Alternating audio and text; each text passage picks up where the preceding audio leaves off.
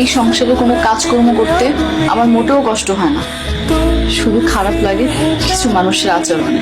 কি করবো আমি নিজেই বুঝতে পারছি না।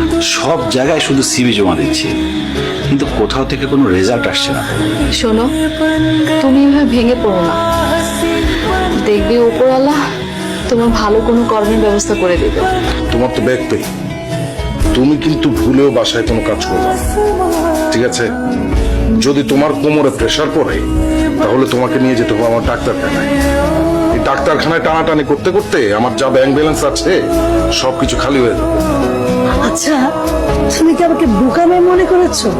হ্যাঁ, যে আমি বাড়ির সমস্ত কাজ করব? আমি হচ্ছে বড় লোকের মেয়ে।